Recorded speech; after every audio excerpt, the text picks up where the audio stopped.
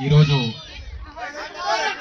కార్తీక వనభోజన పేరు పేరున ధన్యవాదాలు తెలియజేసుకుంటూ నన్ను ఇక్కడికి పిలిచినటువంటి అన్న శ్రీనివాస్ రెడ్డి అన్న గారికి, నా మిత్రుడు శివప్రసాద్ రెడ్డి, అదేవిధంగా శ్యామలా గారికి, ఇక్కడ విచ్చేసినటువంటి రెడ్డి సోదరిమణులందరికీ కూడా పేరు పేరున ధన్యవాదాలు తెలియజేసుకుంటున్నాను.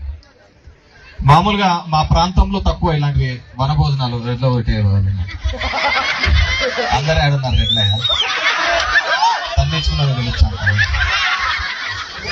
వాళ్ళంతా చాలా తక్కువగా ఉంటాం కాబట్టి కలిసి ఉంటాం అనుకుంటాము. ఈడ ఎక్కువ మంది అయ్యారు కల్లా కొట్లాడుకునేది పీక్కుండేది ఎక్కువ. ఏదైనప్పటికీ కూడా మేము ఉమ్మడి ఆంధ్రప్రదేశ్లో చూసేవాళ్ళం. ఎప్పుడైనా కానీ అప్పుడు కానీ ఇప్పుడు కానీ చూడండి 90 నుంచి 95 మంది రెడ్లే ఉంటారు ఎమ్మెల్యేలుగా. అది ఎవరున్నా కానీ, అటు కేసీఆర్ ఉన్నా, ఇటు రేవంత్ ఉన్నా, ఎవరున్నా కానీ, ఇటు వైఎస్ఆర్ ఉన్నా, ఎవరున్నా కానీ. ఎందుకంటే ఆ నాయకత్వ లక్షణాలు మనకు ఎక్కువగా ఉంటాయి. దాంతోపాటు ఒక చెడు కూడా ఉంది, మనకు ఈగో కూడా ఎక్కువ, చాలా కొవ్వు ఎక్కువ మనకు. అవతలోడు ఒక మాట అంటే అసలు పడం కూడా పడతామా, వెనక్కి గుంజే తక్కువ కానీ అవతలోడు ఉండేది. ఏ ఊర్లో చూసినా మనం కొట్టుకునేది ఎక్కువ ఉంటుంది, అవతలోళ్ళు మనం చూసి సంబరాలు చేసుకునేది ఎక్కువ ఉంటుంది. ఈ నా కొడుకు కావాల్సిందే ఎలక్షన్.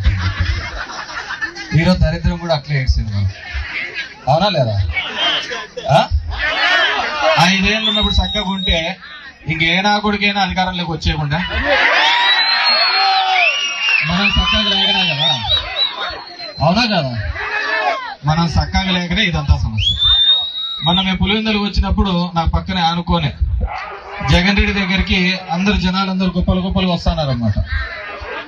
ఆడ పోతున్న డిఎస్పీ వాడు వచ్చి అన్నాడు, లే మీరు ఈడ కాదురా ఉండాల్సింది, పోలింగ్ బూతుల కాడ చక్కగా పని చేసింటే మీకు ఈ కర్మ వచ్చేది కాదురా అని చెప్పి.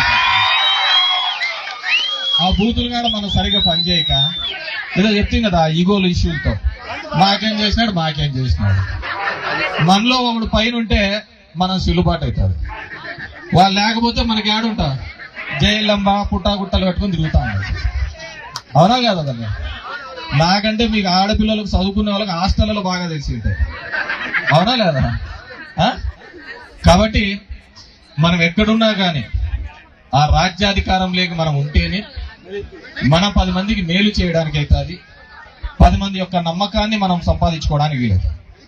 ఈరోజు ఈ రాష్ట్ర చరిత్రలో ఎంతో మంది ముఖ్యమంత్రులు వచ్చినారు, కానీ ఆ ముఖ్యమంత్రుల యొక్క కొడుకులు ఎవరే గాని మళ్ళీ ముఖ్యమంత్రి స్థానంలోకి రాలేదు. ఎవడైనా ఉన్నాడు అంటే అది ఒక్క జగన్మోహన్ రెడ్డి మాత్రమే. ఈరోజు ఆ జగన్మోహన్ రెడ్డిని ఏదో విధంగా ఇబ్బంది పెట్టాలని ఎలా గుంటనక్కల్లాగా అందరూ చూస్తున్నారు చూసి. మనం పులి మీసించుకొని పులి సింగిల్ గా వచ్చాది, మీరు గుంపులుగా రండి అని. పులి సింగిల్ గా కాదన్నా, కానీ దాంట్లో రాజనీతి కూడా ఉండాలి. ఏదో విధంగా అధికారంలోకి రావాలి అని చెప్పి చంద్రబాబు నాయుడు నోటికి వచ్చినట్టు కూర్చొచ్చినాడు. మనం చూస్తే ఎక్కడే కానీ అబద్ధం చెప్పకూడదు, చెప్తే చేసే తీరాలని. అది ఎట్లుంటుందంటే మన పురాణాలన్నీ చూసినా కానీ సత్యహరిశ్చంద్రుడు అన్ని నిజాలే చెప్పారు. యాడివే ఎక్కడ పోయినాడు రాజు పాటికాపోయి. కాబట్టి ఏదైనా కానీ అశ్వత్థామ కుంజరహ అదే చంద్రబాబు చేసేది. కాబట్టి ఆ రాజకీయ కాంక్షను, ఆ రాజకీయాలకి, ఎందుకంటే ఇంతకుముందు పెద్దలు చెప్పారు, మనల్ని నమ్ముకొని చాలా మంది ఉంటారు.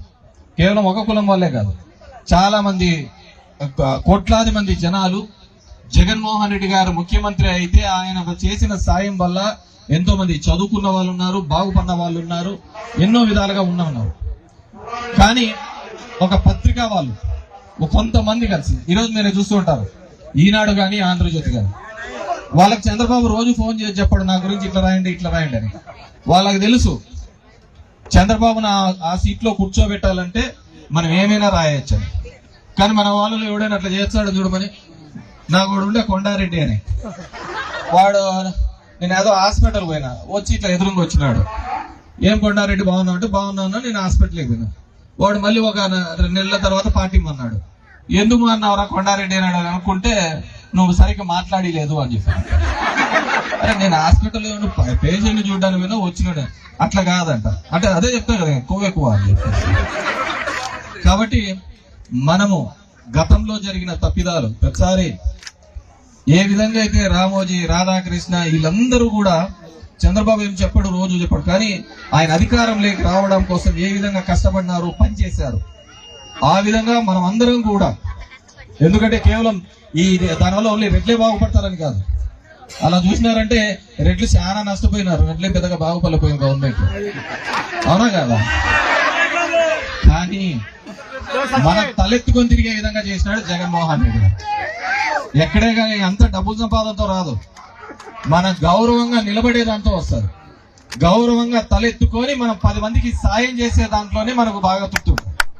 నా గుడ్ మార్నింగ్ ధర్మవరంలో నాకేం వచ్చినది ఏంది లేదు, కానీ నేను తిరుగుతున్నప్పుడు రోజు ఒక 10 మంది 20 మంది సమస్యలైనా తీర్చగలిగినానా అని చెప్పేసి ఒక ప్రజాప్రతినిధిగా, ఒక నాయకుడిగా నాకు అంతకంటే పెద్ద తృప్తి వచ్చే కార్యక్రమం.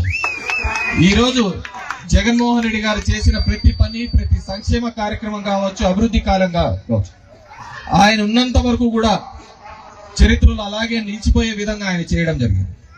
ఈ రోజు చంద్రబాబు నాయుడు అలాంటి వేరే కానీ చేసిన దాఖలాలు లేవు. అందుకే ఎవడో కట్టిన హైటెక్ సిటీ నాదంటాడు, ఎవడో కట్టిన రింగ్ రోడ్డు నాదంటాడు, ఎవడో పెట్టిన పార్టీ నాది అని చెప్పేసి వెళ్ళాడు. అంతే తప్ప ఎవరే కానీ లేదు. కాబట్టి మీ అందరినీ కూడా కోరుకునేది, ఈ రోజు ఏ విధంగా ఇబ్బందులు పడుతున్నారో మీకు తెలుసు, నాకు తెలుసు. మా మీద కేసులు పెడతా అంటారు, మీ మీద కేసులు పెడతా అంటారు. కాబట్టి మీ అందరినీ కోరుకునేది ఒకటే, రాజ్యాధికారం దిశగా అడుగులు వేయడానికి మనం అందరం కూడా కక్షలు కార్పణ్యాలన్నీ పక్కన బట్టి ఐకమత్యమే మహాబలంగా అందరూ కూడా ఏకదాడి మీదుగా రావడానికి. ఎందుకంటే 4 నెలల్లోనే చూసాను ఎంత వ్యతిరేకత సంపాదించుకున్నాడు. ఆ వ్యతిరేకత బయటికి రాకూడదనే ఉద్దేశంతోనే ఈ సోషల్ మీడియా కానీ ఎవరైతే అది వ్యక్తపరుస్తున్నారో వాళ్ళని అరెస్ట్ చేసే కార్యక్రమం చేస్తున్నారు. కానీ ఇదంతా కూడా ఏదో ఒక రోజు ఒక విస్ఫోటం లాగా పగిలినప్పుడు వీళ్ళందరూ కూడా కొట్టుకొని పోతారు. పేర్లు అనౌన్స్ చేసి ఇట్లా రెడ్ల పేర్లు అందరూ చదివి వీళ్ళందరూ కూడా 2 నెలల్లో సంపి పడేస్తామని సంపిన కాలాలు కూడా ఉన్నాయి మా దాంట్లో. అలాంటి చోట కూడా తిరగబట్టి మళ్ళీ ఎగిసి మళ్ళీ జెండా ఎగిరేసిన ప్రాంతం. అంతకంటే పౌరుషాల గడ్డ ఈ పల్నాడులో మళ్ళీ కూడా వైఎస్ఆర్సీపీ జెండాను ఎగిరేయడానికి మీరందరూ కూడా కథన రంగంలో ముందుకు రావాలని చెప్పేసి కోరుకుంటూ ఈ కార్యక్రమానికి విచ్చేసిన మీ అందరికీ కూడా పేరు పేరున ధన్యవాదాలు తెలియజేసుకుంటూ, మళ్ళీ జగన్మోహన్ రెడ్డి గారిని ఆ ముఖ్యమంత్రి కుర్చీ మీద కూర్చోబెట్టడానికి మనం అందరం కూడా కలిసి పనిచేయాలని చెప్పేసి కోరుతూ ఇక్కడ అవకాశం ఇచ్చిన అందరికీ కూడా మరొకసారి ధన్యవాదాలు తెలియజేస్తున్నాం.